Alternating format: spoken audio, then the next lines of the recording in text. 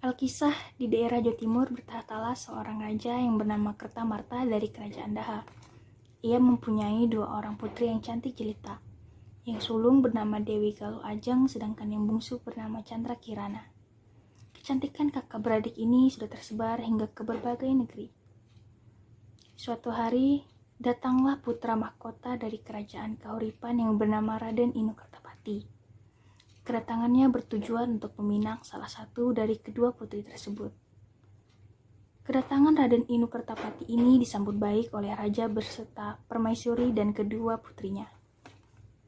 Putri Galuh Ajeng yang melihat ketampanan Raden Inu Kertapati langsung jatuh hati. Ia berharap lamaran itu ditujukan kepadanya. Namun ternyata Raden Inu Kertapati lebih memilih Chandra Kirana. Raja dan permaisuri menyetujui dan segera menenangkan mereka. Ih, aku kesal sekali. Kenapa Raden Inu Kertapati lebih memilih Chandra Kirana, padahal aku yang lebih cantik daripada Chandra Kirana. Kenapa juga Yanda menyetujui Raden Inu Kertapati memilih Chandra Kirana, padahal aku yang lebih tua daripada Chandra Kirana. Yang lebih menyakitkan lagi, mereka akan segera ditunangkan. Pokoknya aku tidak rela Chandra Kirana bertunangan dengan Raden Inu Kertapati. Aku harus segera menyingkirkan Chandra Kirana. Bagaimanapun juga, Raden Inu Kertapati harus menikah denganku. Suatu hari, secara diam-diam, Putri Galuh menemui nenek sihir untuk mencelakai adiknya. Permisi, Nek. Ada apa, Tuan Putri? Berkenan datang ke gubuk hamba. Maukah kamu membantuku? Apa yang saya bisa bantu untuk Tuan Putri? Kamu sihir Putri Chandra Kirana menjadi seekor keong. Setelah itu, buanglah dia ke laut. Ampun, Tuan Putri. Ada apa gerangan dengan Putri Chandra Kirana? Bukankah dia adik kandung Tuan Putri sendiri? Dia itu adik yang tidak tahu diri. Ia telah merebut Raden Inu Kertapati dariku. Sudahlah, Nek, tidak usah banyak tanya. Laksanakan saja perintahku. Maafkan hamba, Tuan Putri. Tapi bagaimana caranya? Bukankah Putri Chandra Kirana jarang keluar istana?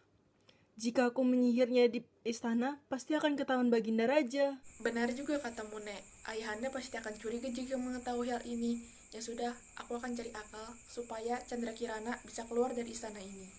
Putri Galuh memfitnah adiknya sehingga ia terusir dari istana. Ketika Putri Chandra Kirana berjalan menyusuri pantai, ia dikejutkan oleh suara tawa nenek-nenek yang menyeramkan. Ih, suara apa itu? Seperti suara nenek-nenek, tapi sekitarku tidak ada seorang pun. Aneh, kenapa ada suara tapi tidak ada orangnya? Ih, menyeramkan. Aku harus segera pergi dari tempat ini. Ketika Putri Chandra Kirana hendak meninggalkan tempat itu, tiba-tiba saja muncul seorang nenek tua. Hai Putri cantik, kau ingin kemana? Hai Nek, kamu siapa?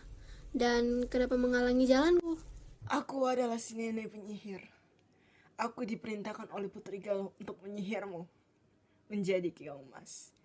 Karena kamu telah menyakiti hatinya. Kamu telah merebut Raden Inu Kertapati darinya. Ampun Nek, jangan sihir aku. Tanpa ampun lagi, nenek sihir itu segera menyihir Putri Chandra Kirana menjadi seekor keong emas. Sekarang kau telah berubah menjadi keong emas, Putri. Nah, sekarang Putri, akan kubuang kau ke tengah laut, supaya kau bisa bermain dengan keong-keong di laut itu. Sejak saat itu, Putri Chandra Kirana hidup di laut bersama keong lainnya. Suatu hari saat mencari makanan di tepi laut, ia tersangkut pada jaring seorang nenek nelayan. Wah, indah sekali warna keong ini. Baru kali ini aku melihat keong dengan warna kuning keemasan. Hai keong cantik, kau kubawa pulang ya. Akan kupelihara dan akan aku simpan di tempayan. Keesokan harinya, nenek nelayan kembali ke laut untuk mencari ikan. Keong cantik, nenek ke laut dulu ya mencari ikan. Hampir seharian di laut, nenek nelayan belum juga mendapatkan seekor ikan pun. Ia akhirnya memutuskan untuk pulang saja karena sudah merasa lapar. Saat tiba di pondoknya, ia terkejut. Ia mendapati berbagai makanan lezat lengkap beserta buah-buahan tersedia di atas mejanya. Siapa yang menghidangkan makanan lezat ini? Tak apalah, aku sudah sangat lapar. Aku ingin segera menyantapnya. Keesokan harinya, kejadian itu terulang lagi dan lagi. Karena Karena merasa penasaran, nenek nelayan memutuskan untuk kembali dari laut lebih cepat daripada biasanya. Ia lalu mengintip ke dalam pondoknya melalui lubang-lubang kecil. Alangkah terkejutnya ia ketika melihat kepulan asap keluar dari tempayannya. Wah, kenapa bisa dari tempayan itu keluar asap? Dan, ada putri cantik dari dalam kepulan asap itu dan langsung memasak. Sungguh ajaib. Aku jadi penasaran. Aku harus bertanya dengan putri itu. Hai putri cantik, siapa gerangan kamu dan dari mana asalmu? Maaf nek jika kehadiranku mengganggu ketenangan nenek. Namaku Putri Chandra Kirana dari kerajaan Daha yang disihir menjadi keong emas oleh nenek sihir suruhan saudaraku. Ampun Tuan Putri, jika nenek boleh tahu, mengapa saudaramu menyuruh nenek itu menyihirmu? Saudariku Putri Galuh iri padaku nek. Dia ingin merebut tenanganku. Lalu dia menyihirku menjadi keong emas seperti ini, dan akhirnya aku bertemu dengan nenek sampai ke gubuk nenek ini. Dan kata si tukang sihir itu, sihir ini akan hilang jika aku bertemu dengan tunanganku. Seketika itu Chandra Kirana masuk lagi ke dalam tempayan. Nenek nelayan hanya tertegun mendengar cerita Chandra Kirana. Sementara itu Pangeran Inu Kertapati menyamar menjadi rakyat biasa dan pergi ke desa-desa untuk mencari kekasihnya, Chandra Kirana. Nenek sihir yang mengetahui hal tersebut segera merubah dirinya menjadi seekor gagak hitam yang dapat berbicara. Hai pangeran, hendak kemana sampai masuk ke desa ini? Hai burung gagak, sepertinya kau gagak sakti yang bisa berbicara seperti manusia. Aku ingin mencari Chandra Kirana. Apakah kau mempunyai petunjuk di manakah dia berada? Tentu, aku tahu di mana keberadaan Putri Chandra Kirana. Pangeran ikuti saja jalan ini, nanti akan ketemu dengan Putri Chandra Kirana. Oh iya ya, aku ikuti petunjukmu. Terima kasih gagak yang baik. Pangeran mengira bahwa itu adalah seekor burung gagak yang sakti. Padahal, burung gagak tersebut merupakan jelmaan nenek sihir yang sengaja menunjukkan tempat yang salah agar Pangeran Inu Kertapati tidak dapat bertemu dengan Chandra Kirana. Di tengah perjalanan, Pangeran Inu Kertapati bertemu dengan seorang kakek tua yang kelaparan. Kakek itu kasihan sekali, seperti lemas sekali badannya. Kek, apakah kakek belum makan? Belum nak, hari ini kakek belum mendapatkan makanan. Kasihan sekali kakek ini. Kek, ini bekal saya buat kakek makan aja. Terima kasih anak muda. Lalu anak sendiri mau kemana? Aku mencari Putri Chandra Kirana, Kek. Sampai sekarang belum ketemu juga. Tapi untunglah, ada burung gagak ini akan menunjukkan tempat di mana Chandra Kirana berada. Anak muda, lihatlah. Kakek tua itu pun memukul gagak hitam itu dengan tongkatnya. Gagak itu lenyap menjadi asap.